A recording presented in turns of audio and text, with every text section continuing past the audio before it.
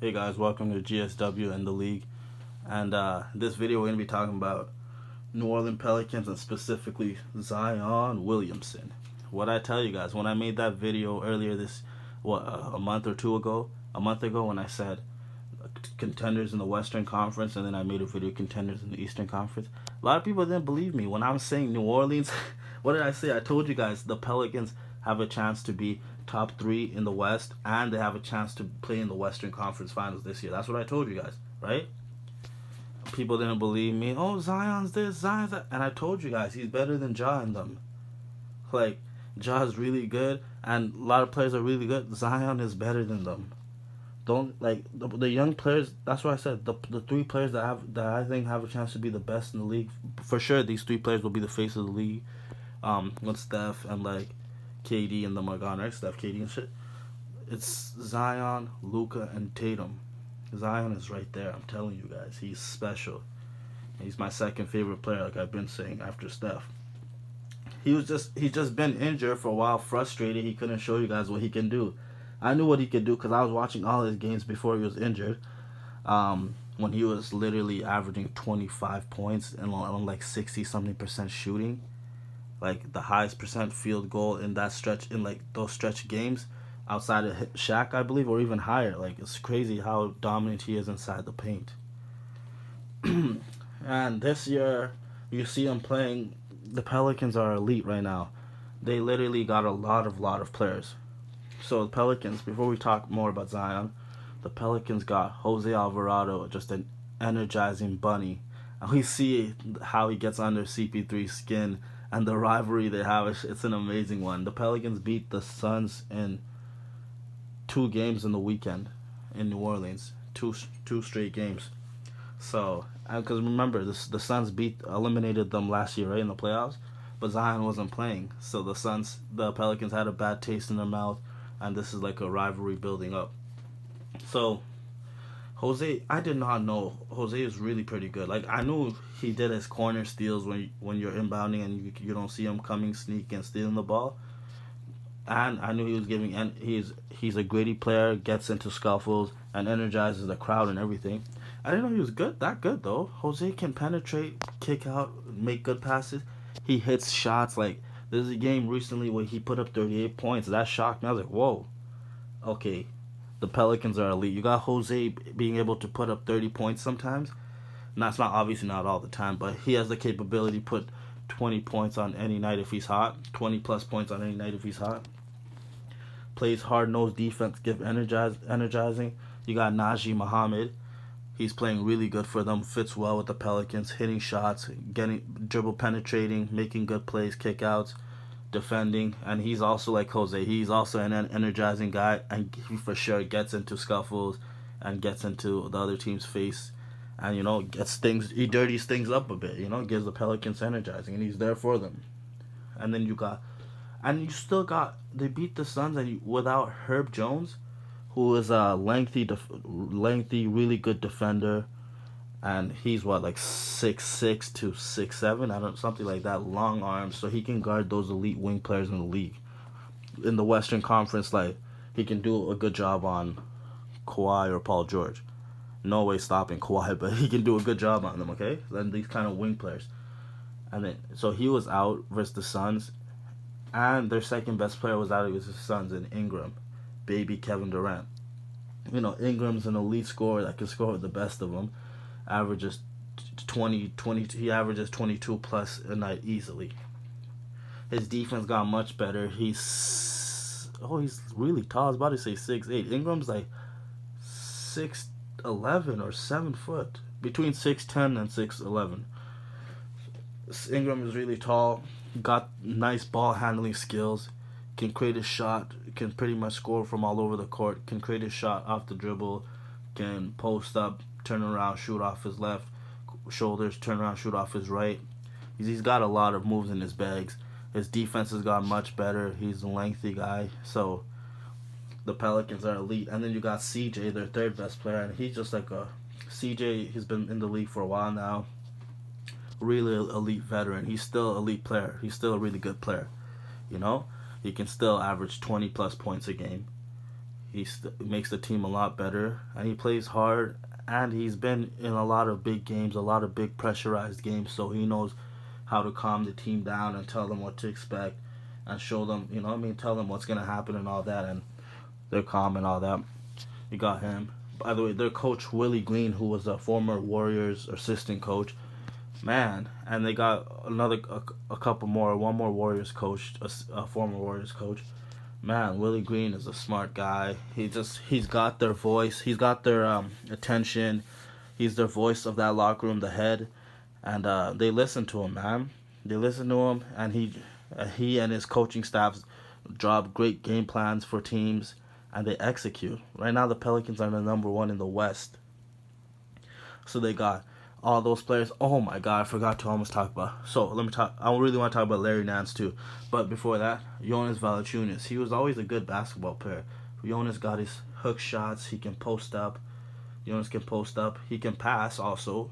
So if he's playing with Zion or another big, he can pass, hit them for a lob, hit them for a bounce pass. Jonas can pass, and he can shoot now. Well, he's been able to shoot for the past couple of years, but a long time ago he couldn't. Now he's hitting threes. He can hit open threes. He can post up, so he's a very effective weapon offensively. He's not the best defensively, but offensively he's a really effective weapon.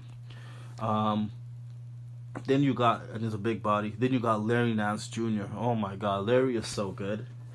Larry's a really good basketball player. Larry can.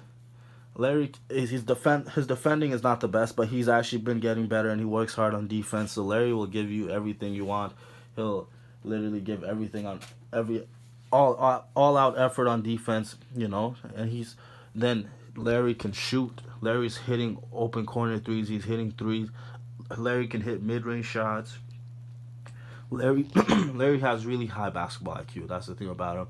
Larry can pass really good, bounce pass to the corner. When you do pick and roll, then he's got a 4-on-3 on the backside. He'll hit the left wing three, right wing three, or he'll hit a lob threat.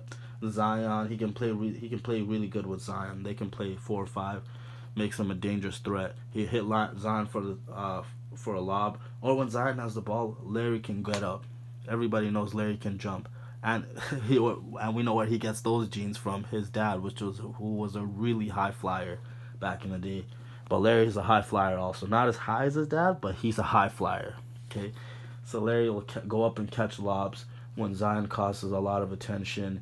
And then they got the numbers on the other team, 4-on-3, 3-on-2, 2-on-1. Larry will go up there and catch it. He's a really good basketball player for them. He gives them energy. Larry blocks. And yeah, Larry just gives them a lot of confidence. And, he gives Zion confidence, so it's a big thing. And then Zion Williamson. Guys, he's going to be the top 5 in MVP voting by the end of the year for sure. He has a potential to win MVP also, by the way. Zion, the last 7 games, has been averaging 35 points a game on 66% from the field. That is astonishing. He's dominating right now. I told you guys, this guy, Zion, man, I said he's probably a top 10 player. For sure, by the end of this year, everyone's going to know he's a top 10 player. That's how elite he is. Zion is so elite. He scores in the paint so effortlessly. Everyone knows he wants to get to the paint. He still gets in there somehow. And the only problem I have with my boy Zion, when you it's crazy how talented he is, and he has such a good touch off the glass. He can finish so nice. He gets to the rim. The thing is, he's always going with his left, even on the right side. He should be using his right hand. He uses his left, and still a lot of the times he scores. That's how dominant he is. But I'm saying Zion, he needs to work more and be comfortable more and start using his right hand. It's an easier problem than Ben Simmons and other people's shooting and stuff. But Zion needs to use his right hand more. And then oh my God, his finishing his field goal percentage will even be more higher, which is crazy to think about, right? But yeah, once he starts using his right more, oh God, we got a terrifying player in the league right there. But he's already terrifying. So his finishing, his touch off the glass, he's everyone knows he's going to the paint. 2-3 people try to stop him, and he still gets in there and just puts up I think he has the most paint points in the league, or second most, probably behind Giannis, one of them two. Um, so that, and then also when so he posts up, and then he can get to he posts up, get to the rim with his strength, and then jumps up with his super insane athleticism and finishes. Or when he can get to the paint now, what I love what Willie Green is doing, the coach. I knew he should have been doing this because I seen Zion with the ball in his hand in high school and college too, but mainly high school. I seen Zion how fast he is, and with the ball in his hand with good handles. Zion Williamson now is starting to, like, coach is giving him the ball to be initiator, play point guard a lot of times. So it's amazing because you gotta know, like, post players and guards. The advantage that guards and like wing players will have, because when post players, and even Joel Embiid, I remember, would say this stuff, like, post players, when they catch the ball, it's easier to double them, right? A lot of times they won't see where the double's coming from, so it's easy to double them, get some hands on the ball, take it, strip it, like 2, 3 defenders. Yes, that's like 6 hands right there. It's very hard to go up, right? But so that's what people were doing to Zion Williamson when he was just posting up primarily, right? So much hands in there, 3 defenders guarding him. It's hard, but now he's bringing out the ball. He's attacking the rim from the top key, from the wing, whatever. He's attacking the rim, doing 2 steps, doing spins, finishing like crazy, like a demon in there. Now, he driving to the rim. You gotta send that help. 2 to 3 people come. So let's say another person comes. That's 2 defenders. Someone's always open. He's kicking it out, and that's how they get a lot of open shots. He's kicking it out to an open shooter. They shoot it. Or if he's kicking out to an open shooter, the defenders rotate. Another person's open, pass, layup, or pass, shot. So I always have an advantage because Zion Williamson commands a double team or a triple team a lot of the times. Double team all the time, triple team a lot of the times. So yeah, so he's posting up, he's attacking the rim, he's getting out on fast breaks, running if he has the ball, or if he's one of the wing players running. So posting up, finishing like crazy, driving the ball, doing spins, doing nice moves, finishing like crazy, attacking the rim from the top of the key, hitting open shooters, and even getting to the rim, hitting up Larry Nance for lobs. Like I said, him and Larry Nance can play very well together. He attacks the rim, hits Larry Nance for lobs, or attacks the rim, drops it off to JV for a dunk or a finish. Like, he's got the bigs he can hit. He got the shooters he can play with, and Ingram wasn't even playing their second best player. Think about that. So yeah, Zion's playing at an MVP level right now. Like I told you guys, he's that good, and I told you guys he's better than people like Ja and those kind of people in his class like that. And Ja is very elite right now too. But people thought he was better than Zion when Zion was injured. Do we not remember, like, Zion was an All Star when Ja wasn't that year? I think it was their second year. Yeah, Zion was an All Star and Ja wasn't. You honestly think if Zion played last year, he wouldn't be an All Star? Like, he's gonna be an All Star this year. This would have been his third straight All Star. Think about that. That's how elite and talented this guy is. But yeah, guys, thanks for listening. Like, comment, subscribe.